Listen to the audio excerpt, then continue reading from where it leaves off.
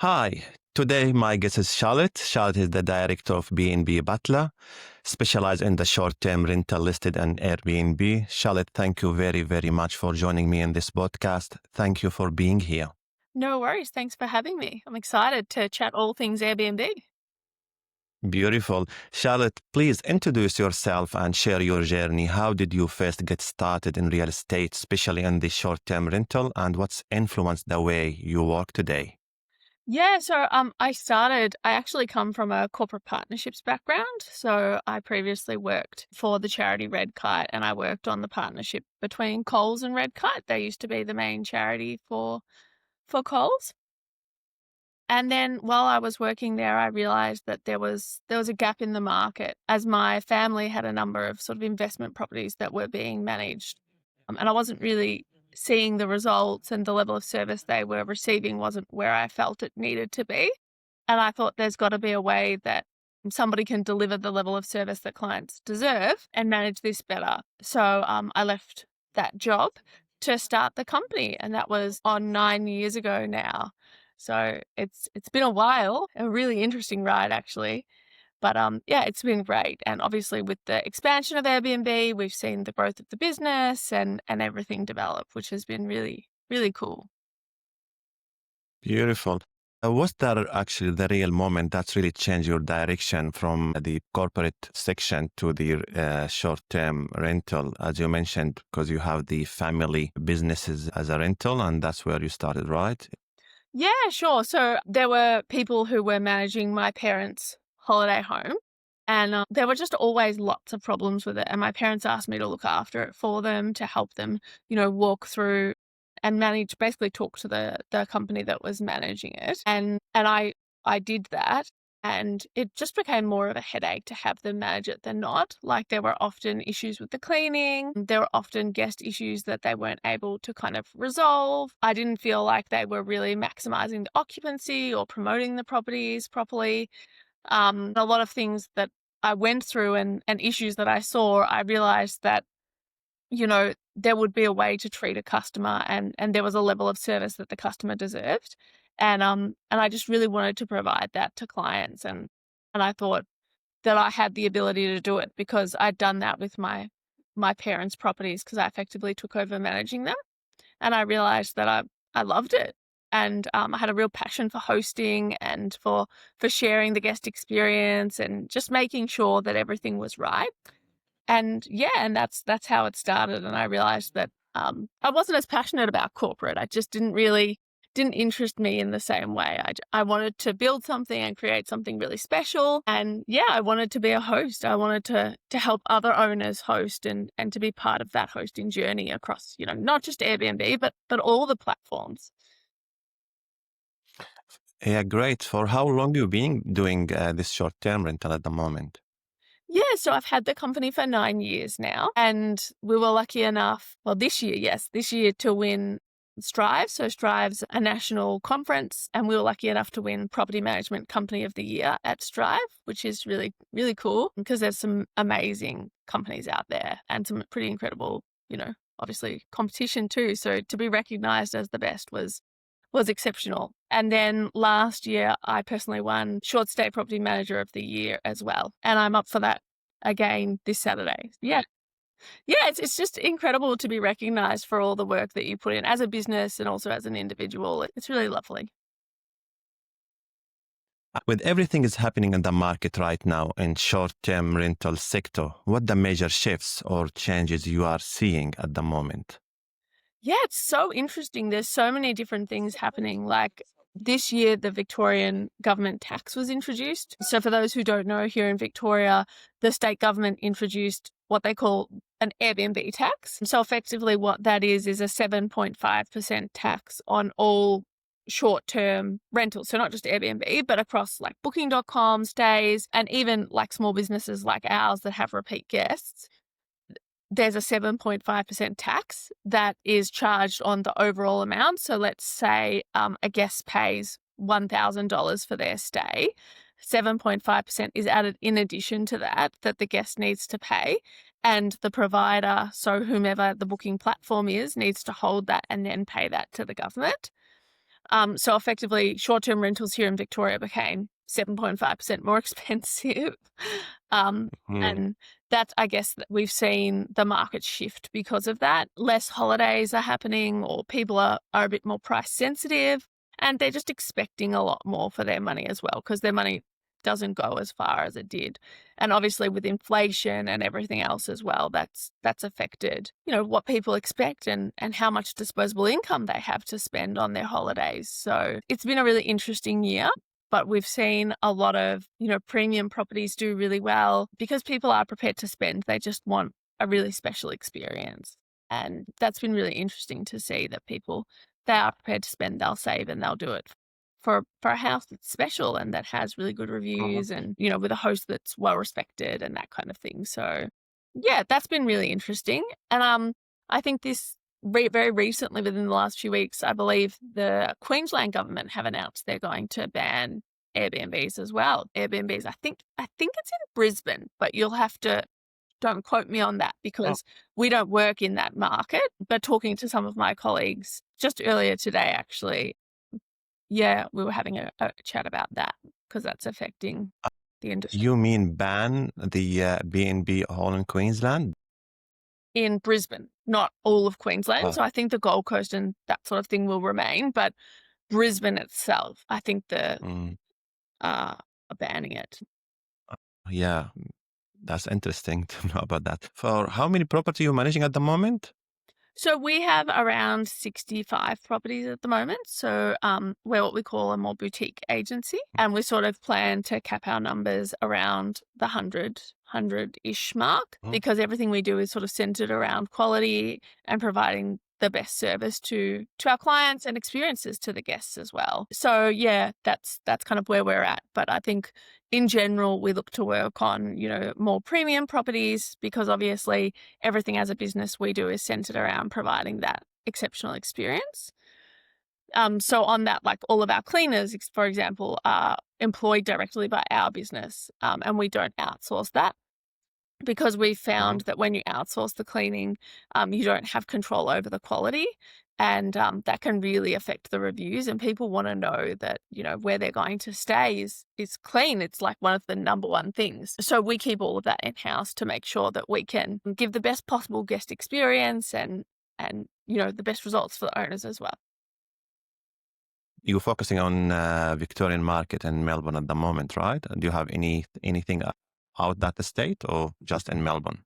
No, we just do Victoria, so Melbourne at the moment, and I think that's Uh, probably where we'll stay. As a business, we're just centered on providing an exceptional service and experience. So we want to focus on our core market and continue to deliver really good results for clients. But obviously, as somebody who's a spokesperson for the industry, I talk a lot to, people who own other businesses in other states and go to, networking events and so on.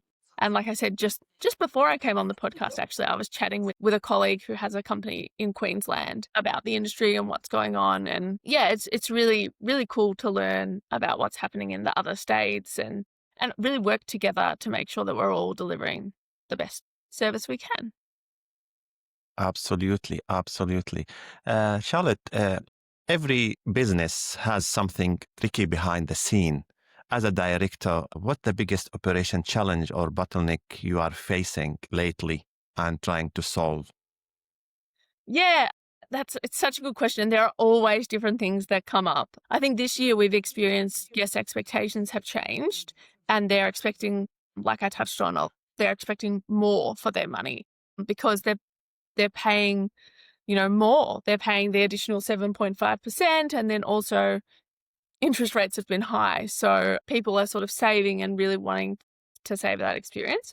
So trying to make sure that we're meeting the guests' expectations and continuing to deliver that service has been difficult because of all the rising costs. So the costs around cleaners' salaries, the costs around insurance, even products and so on, petrol, cars and everything else.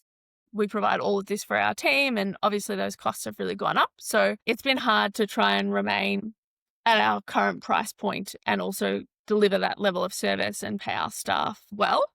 So that's been a really interesting one. And I think also the scalability, like as a business, we've grown and we've always been focused on delivering an exceptional service, and making sure that we're able to continue to deliver that while we scale has been really challenging and a really interesting one. We run a 24/7 guest support team. So we have a team that answer messages, guest messages, and phone calls 24/7. And whenever there's issues, it gets directed to them. And then if it's something that an Australian team member needs to resolve, then it goes to the on-call team member at that time. And I think just training that supports team and making sure that they're communicating correctly with the guests, the right information, and understanding that the guests are looking for that really special experience, and then training them to continue to deliver that service has been challenging. We've been through a couple of different, staff members over the process who we just don't feel were the right fit. But I think we've got a really solid team now. And we've been able to kind of train them and continue to maintain the 5-star reviews whilst we're scaling. And for a period of time, that was really hard when we were kind of moving through staff and having to train. That was difficult. So if you could fix just one thing in the business, one thing that's slow you down, what that would be, Charlotte? Well, I think as a business, we've always provided a really great level of service, but we've never really reflected that in our branding or in our marketing communication in terms of trying to grow. Most of our referrals always came from word of mouth or from people seeing our listings online and then reaching out because they've seen other properties we work on. And we've never really, as a business, pushed to grow and create a brand in terms of our personal marketing that reflected how good we were. And this year we've been through a journey of sort of rebranding a little bit, refreshing our branding in order to have our branding represent the level of service that we offer. And so actually that's launching in the next few weeks. We've got a new website and a new logo coming out, which is really exciting. And we think sort of reflects the business and where it's going. But that's been really interesting, like the rebrand and kind of going through that process has been really, really eye-opening for me, because previously I'd always focused on the quality of service we provide and obviously giving our clients the best service we can, rather than kind of focusing on our personal branding, which is, as a business, really important. And what you put out and the way you present is really important. So I'm really excited to launch that and our direct booking portal as well. So we've got a whole new direct booking portal that's launching. That'll be just really nice and easy for repeat guests to rebook, and offering, discounts and constantly kind of setting up systems to contact them, to have them come back and stay with us again, and really encouraging that direct business and also just the repeat business too. So that's been really, really interesting and fun this year. Bit of a challenge. That's actually interesting, and absolutely, it's a fun to have going through that process of rebranding. So if you look 6 to 12 months ahead from now, what you are focusing on growing or improving in your business? Yeah, that's such a good question. It's such a changing market. It's so interesting. And I think as we move forward into the coming year, and we'll launch this refresh and this rebranding, something that we're looking at doing is kind of refreshing some of the styling within some of our properties. I think, as I touched on earlier, it's really important to remain competitive, especially in the market now where, there's quite a number of houses and the tax came in. And so we're going to approach a number of clients and look at style refreshes to make sure they're maximizing their return, and rephotographing to make sure the property is really representing as well as it can, because this really can affect clients' return. So we'll be looking at doing that with a number of our houses that we feel need a refresh, or that, just aren't representing the way that they should. Yeah, so that's something we're going to focus on this coming year. And then also just continuing to grow and maintain that level of service for our clients, I think, is kind of where we're at the moment. So how do you define success by this time next year? So what the success means to Charlotte next year? Well, I'd love to grow the company. Perhaps we bring on another sort of 15 to 20 beautiful homes that have, where the clients understand the importance of investing in styling and having a high quality property manager look after it for them. Because it's not just about working on more properties, it's about working on the type of properties that represent your business and the type of quality that you provide. So I think for me, it's about working on homes that are in line with everything that we do as a business, and also just continuing to maintain the standards. Because I think as you grow, it's really easy to scale, but not so easy to maintain that quality. And I think for me personally, this is a core belief that I really want to make sure that we as a business deliver. We continue to be super hosts. We continue to deliver those guest experiences that are, exceeding guest expectations. Yeah, and just staying true to the real reasons why I started the business, which is delivering a high quality service to not only the guests, but to the clients as well, and making sure that we can keep doing that. And really interestingly, when we went through COVID, we went through a period where obviously there weren't many bookings, and that was a really, really interesting time. And as part of that, as a business, I realized that we needed to kind of pivot and we needed to look at longer term stays. So sort of medium and longer term, whether that be corporate relocations or insurance bookings, because obviously in COVID, there were no short stays. It wasn't really allowed.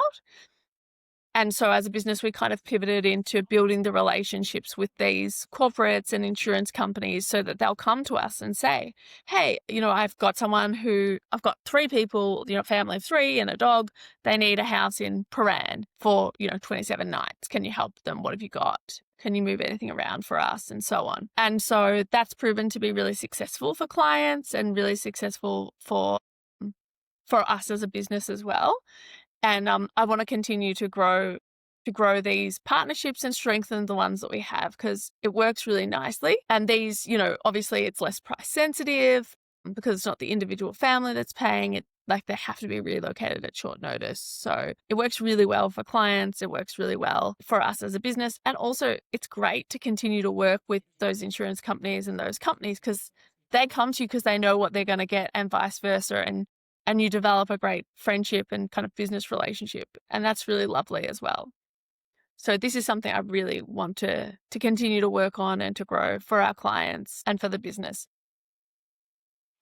The short-term rental is about hospitality. It's definitely your core of your business. First thing that comes in your mind, one common mistake you see in the short-term rental market. By businesses or individuals? Let's say in the business, one thing, that common mistake for clients. I mean, for businesses, I don't know if you'd call it a mistake. It's just the scaling. Like I see a lot of businesses scale really quickly, but they just lose sight of, the quality that they're providing to their clients. And although it's amazing to grow your business and that's important, you also just have to think about your client and growing in a way that, is continuing to be true to the core values and the reasons you started, and kind of weighing those up. And I've seen a lot of businesses scale, but the quality's really dropped and the reputation of the business has been affected by that. So I think that's a bit of a mistake and something you kind of need to balance, scaling whilst also maintaining quality. And I know I've touched on that a lot, but I think we see this in so many different businesses, not just short-term rentals, but, across the board. And scaling has so many different problems and different elements attached to it and systems and so on. And it's just, finding that balance, it can be really hard. And when businesses do it right, it's amazing, and hats off to them, and it's really cool. But I've seen it go the other way as well, and I think that's a little bit of a mistake to focus on that. Yeah. Yeah. Okay. One more thing, Charlotte. One thing you wish more clients to understand. I wish clients understood the value of styling. So many clients don't appreciate how important it is to have a well-styled home. And really, the styling and the photography is one of the core elements that sell their home. The way it looks, people are buying off those pictures. When you first start, there's no reviews on the house. So people are buying off the pictures that they can see and the reputation of the companies or, whomever. And those are the core things that will start the property to be successful and get those first bookings through, but also help it continue, because let's be honest, people they look at the reviews and it's important. But even after 2, 3, 4 years of running your Airbnb or short-term rental, they're still looking at the photos. They're still, deciding whether they're going to bother to read the reviews based on the way the property looks. And they're clicking through based on that hero shot of a photo. And so making sure your photos look great and that, your styling is on point and where it needs to be is so important. And refreshing that to be, in line with trends, to have kind of the most up to date you can, because there's new properties coming on all the time and you're competing with those. So you need to look at your home, the individual property, as an individual business and think about it that way. When you restyle and you rephotograph or you just change things up, that's reinvesting in your business. And I just wish owners understood that this is something that you need to do. You can't just furnish it once and then, leave it for 10 years and think you're going to continue to be making the best profit like you can. Expectations change, trends change, and you need to do that. And I think that's why I touched on, styling earlier. And this is something that we're looking to discuss with our clients in the coming year and, potentially even bring styling in-house or something similar because, it's so important. And we want to be able to deliver that to our clients and, again, to make sure that they're getting an incredible result. Beautiful. One last thing about your team. One thing your team overlooked too often. Yeah, that's a good question. I think when we get really busy, so we run a maintenance schedule. And so basically what that means is that, every, let's say, 3 months, all of the batteries in a home might be replaced or the batteries on a keypad door or something like this. So we run a maintenance schedule to stay ahead of maintenance issues to make sure that the guests don't run into issues. And sometimes when things get really busy, I think the maintenance schedule can, because it's not a problem that's directly in front of you, it's something we do to prevent issues. This can kind of fall to the wayside. And I think that this is something that the team can overlook. And this is something that we've worked as a business, we're working on to continue to make sure that we're hitting those maintenance schedules to make sure we're continuing to get ahead of any problems and, continue to give that guest that good experience, because otherwise it's going to be a headache later on. Absolutely. Really, that actually was great.